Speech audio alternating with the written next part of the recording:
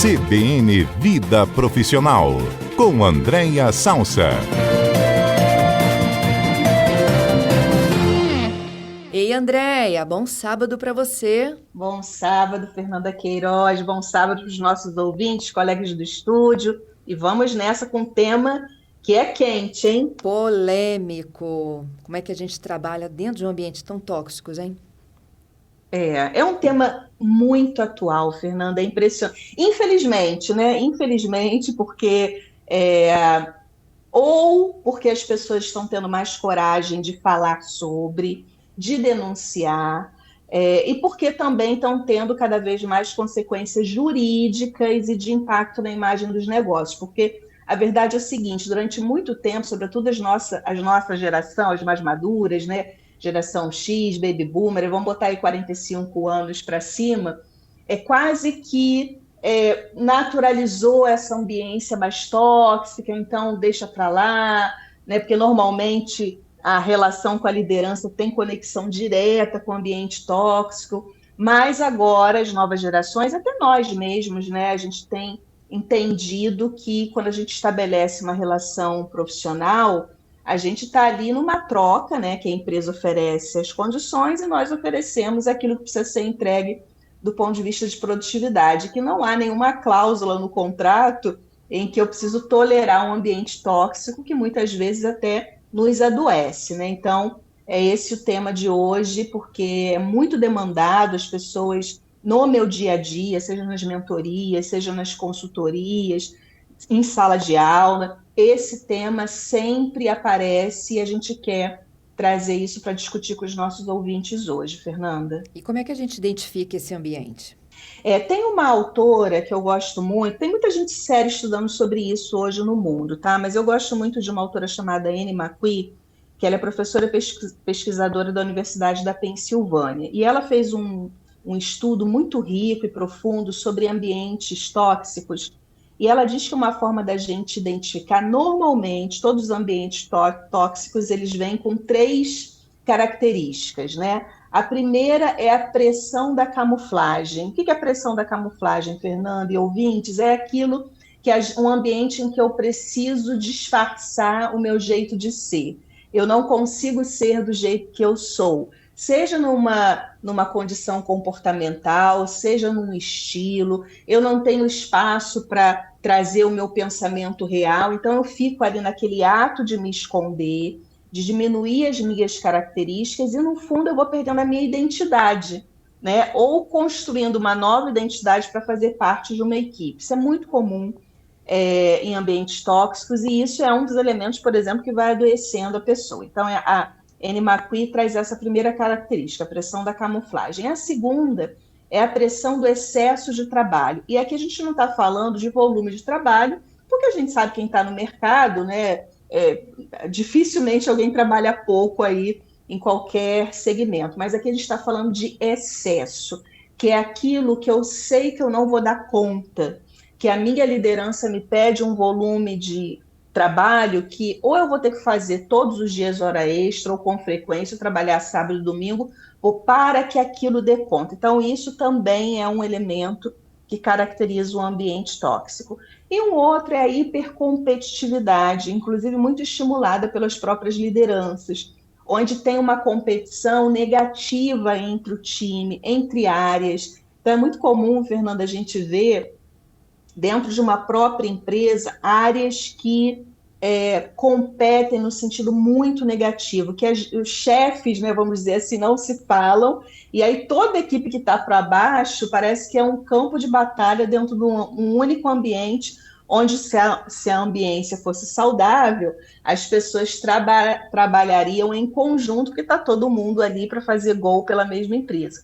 Mas no ambiente tóxico, não, né? Essa hipercompetitividade, como eu disse, às vezes estimulada pela liderança, ela é muito presente. Então, Annie McQueen nos ajuda aí a identificar, e normalmente, pela minha experiência, Fernanda, eu, pelo menos nunca vi, né, assim, um ambiente onde é tóxico, que isso não tem uma relação direta com a liderança, e ambientes saudáveis, né, que são gostosos da gente trabalhar, que também não tem a relação direta com a liderança. Então, a liderança ela tem uma responsabilidade muito grande na ambiência do trabalho, né? Seja ele tóxico ou ele seja saudável.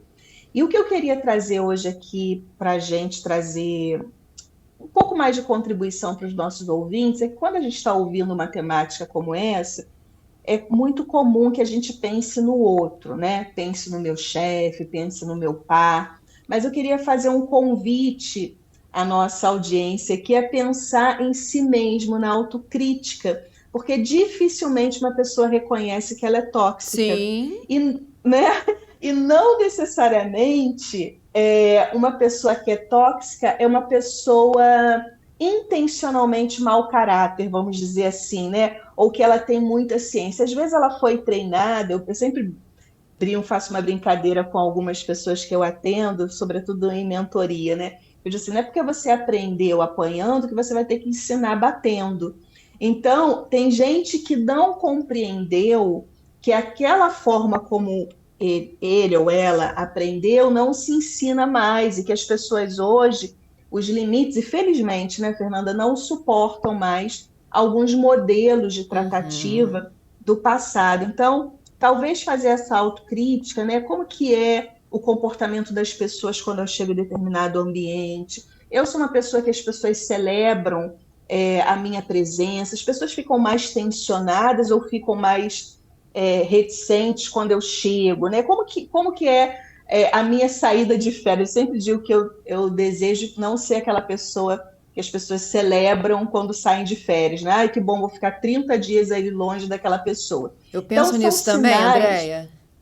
Oi? Eu penso nisso também, se a gente deixa de saudade ou se é um alívio, né, para as equipes. Exatamente. Eu acho que isso um belíssimo termômetro para quem de verdade está com vontade de fazer essa autorreflexão, né? Que é quando eu volto, como as pessoas me recepcionam? As pessoas têm saudade ou as pessoas dão sinais de que a minha presença é uma presença que não é tão positiva? Então, tem essas características, né, que a Anne McQueen trouxe, mas também tem a nossa própria autopercepção. Agora, se eu sou vítima, né, de um ambiente tóxico, André, eu percebo, fiz a autocrítica, entendo que não sou, mas eu consigo identificar que eu estou vivendo num ambiente tóxico, independente de onde isso esteja vindo, né? Eu entendo sempre que tem algumas recomendações, Fernanda, que é impor limites. Tem pessoas, quando a gente é destratado, desqualificado ou até humilhado, né? Sempre um exercício interessante da gente fazer, assim, o que eu estou comunicando que dá ao outro ou à outra autorização de me tratar desta forma. Então, impor os seus limites é super saudável, né? Se eventualmente alguém teve uma atitude ali que não é tão positiva, é sempre muito recomendável o diálogo, né? Ir, né? Tentar entender por que aquele comportamento ele foi exercitado comigo, e se apesar disso a coisa continua, é pedir ajuda, trocar ideia de repente com alguém que é mais maduro, né? E no pior estágio, né, é denunciar algumas empresas, e isso tem amadurecido bastante, né, espaços de ouvidoria e compliance, ou no pior caminho, às vezes sair do emprego, né, Fernanda, que não tem jeito, às vezes você está num ambiente que gosta de ambiente tóxico, que estimula pessoas a determinados comportamentos. Então, a gente tem aí alguns caminhos para quem se sente vítima, né, de um ambiente tóxico, que são esses, em grandes linhas, que eu falei. E aí fica também como dica final para donos e para altas lideranças das empresas que têm por responsabilidade cuidarem da cultura organizacional e do clima organizacional de suas empresas, que é estar atento para essa ambiência que tem interferência direta em produtividade, tem interferência direta em manutenção, engajamento das pessoas, a imagem e reputação, ao consumo, né, do próprio produto. O mercado consumidor está muito ligado nisso, em empresas, né, que têm ambientes que são saudáveis ou não saudáveis. Então, fortalecer espaços como ouvidoria e compliance, ter preferencialmente qual é o referencial comportamental que você espera das suas pessoas, ter isso escrito, divulgado, fomentado, né? E por último, Fernanda, ter uma política de consequência, porque também pouco adianta se alguém faz uma denúncia num compliance ou numa ouvidoria e tem ali elementos concretos, comprobatórios, e nada acontece com aquela pessoa que teve aquela atitude que gera, né, que estimula esse ambiente tóxico. Então, toda essa parte de capacitação, de consequência, sobretudo capacitação de líderes, é muito importante aí para empresários, líderes, né, que estejam ligados nessa ambiência da sua empresa, porque cada vez mais, Fernanda, as pessoas querem estar em ambientes saudáveis, onde as relações são profissionais, mas são respeitosas, né? Porque o respeito é um elemento muito importante no ambiente profissional e na carreira de qualquer grande profissional, né? Andréia, quando a gente percebe, né, que há um movimento tóxico, como esse que a gente está falando dentro de um ambiente, às vezes dentro de um setor, às vezes até menor ainda, né, dentro de apenas um pequeno grupo, né? Como que deve ser essa relação aí dos pares? Você citou, né, os canais de denúncias, né, buscar uma ajuda do seu superior. E como que o superior deve agir diante de uma situação como essa?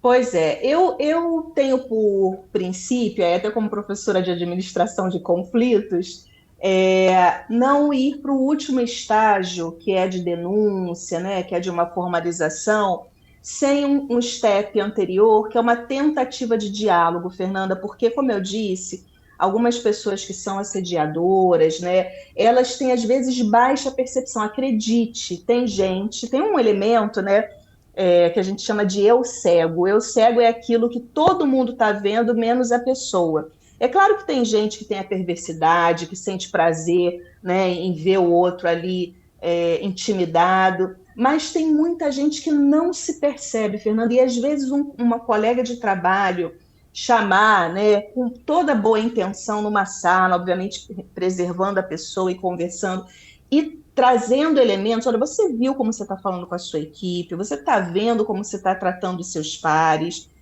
e pode cair uma ficha. Então, na minha experiência profissional, eu diria que muitas questões dessa natureza foram resolvidas pela coragem, generosidade, maturidade, porque tem que ter maturidade de alguns profissionais de chamarem pares, né? Às vezes não tem a ver com o meu time está super bem, mas eu estou vendo que o time de um determinado par, né, até porque talvez pessoas da minha equipe estão me trazendo, estão apresentando algumas queixas. Por que eu não vou até esse par e tento ali uma abordagem? Se eu não conseguir e a coisa, né, extrapolar, aí sim a gente vai para caminhos mais formais, né, de ouvidoria, e aí não tem jeito. Mas eu sempre recomendo esse caminho do diálogo, porque ele pode, inclusive, evitar mal-entendidos ou problemas que vão crescendo. A gente, de repente, um negócio que era simples, às vezes foi uma ausência de um bom dia, aquilo se transforma em áreas inimigas dentro da mesma empresa. Então, eu sempre gosto de ir nesse passo a passo, mas, claro, se não tiver jeito, aí a gente vai para as vias mais formais e, às vezes, até jurídicas, né? Dependendo aí do nível do assédio aí que está envolvido no ambiente tóxico, não tem jeito, tem gente que vai para os caminhos legais mesmo, né? E desligamento, né?